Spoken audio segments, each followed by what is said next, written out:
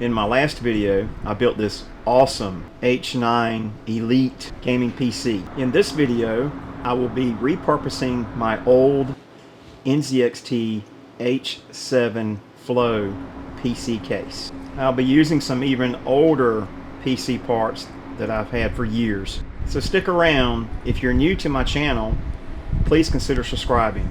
It doesn't cost you anything.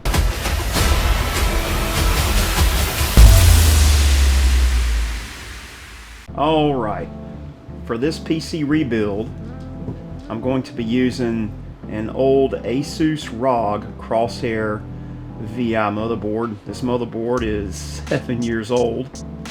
It's got the X360 chipset. It's amazing how far we've come in 7 years. And this motherboard is great for the AMD Series 7 CPUs. But keep in mind, I'm still using this motherboard. I'm going to repurpose it into the new case, and I'm still going to be using it for streaming and for productivity. I'm going to tell you what, this old Cooler Master high airflow case was a thing to behold for its time. It's almost as if Cooler Master was building these PC cases to be in a data center with all the storage, but I guess back in the day, all we had were hard drives and 3.5-inch drives and CD-ROMs, and whereas today, you know, we've got NVMEs and we got solid-state drives, and there's just no need for all this space anymore. But it's a sign of the times how technology has changed and how PC builders and case builders are now focusing more on the home PC builder market. First thing I did was install this old Cooler Master 700 watt power supply into this H7 case. One thing I wanted to do was, with all these wires, the main motherboard PSU wire had a little bit of wire loom on it. You know, it had that black mesh stuff around it, and I remembered I actually had some of that mesh wire loom in my garage where I used it for some car audio projects. I ended up wrapping several of the plugs and wires that go to the graphics card, so they would look nicer when they come through the case. So here's the finished job I did on that wire loom. Those wires look much better. It looks much cleaner, and it'll look a whole lot better when it goes through the front of the case connected to the graphics card. So it just looks a whole lot better. I did have a bit of a problem trying to get this old ASUS Crosshair motherboard into this newer H7 case. When I was trying to put it in here,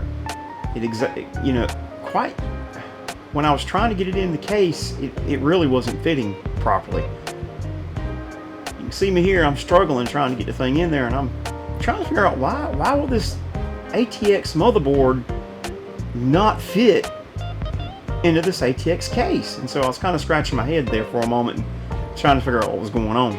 So what I had to do, I had to remove this signature NZXT, I don't know what you call it, decorative piece.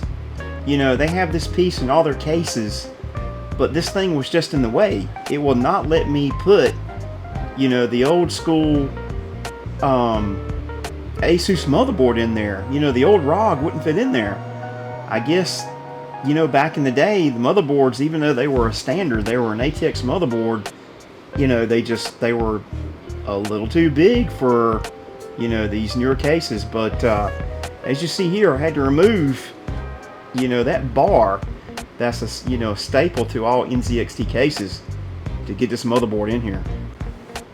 So actually, after doing some more research on the type of board this was, and I mean, I've had the board for so long I couldn't remember, but I went back and looked at the specs on the ASUS website. Luckily, they still have all the specs on their website. But this board's actually an ATX extended motherboard. It is a little bit longer, well, a little bit wider than a normal ATX board. And this board was the extreme version, so I guess that, you know, that was the reasoning for it, because it was a little larger, being the ATX extended. It had the LED RGB underneath and on top and everywhere around it, and this was the X370 chipset. So I did find that out after I was trying to get this board in here and realized it was bigger, and honestly, I didn't think I was going to get in this case until I removed that piece there. But when I removed it, and I was able to squeeze it back in there with that motherboard in there, but it was almost a no-go for this case. Really surprising I got it in. Alright, so the next order of business was to put on my AIO cooler and radiator and put the cooling block onto the CPU. I'm putting my Noctua thermal paste on the CPU here. As you can see, I'm taking plenty of care to make sure I have enough thermal paste on this old Ryzen 7 2700X. Yeah, I know I kind of overdid it, but you know what? It's always best to have more thermal paste than not enough thermal paste. So there's all kinds of methods on how to put thermal paste on. There's one thing you can be rest assured, just make sure you have enough. So we're going to go ahead and get this thermal block on, or this cooler block on here. And I also have I'm going to have a separate video on the review of this AIO that I bought off Amazon for 67 bucks. I think it's called the Thermal Light, but I'll have a separate video on that, doing a review on that. And stay tuned and subscribe to my channel so you don't miss anything. I'll have a review on that. And this is the finished product.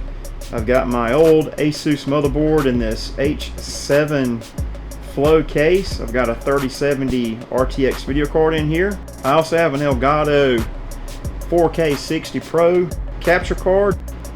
I think it turned out really nice. What do y'all think? Leave me some comments down below and let me know what y'all think. As always, thanks for watching my videos, and we'll see y'all on the next one. Peace.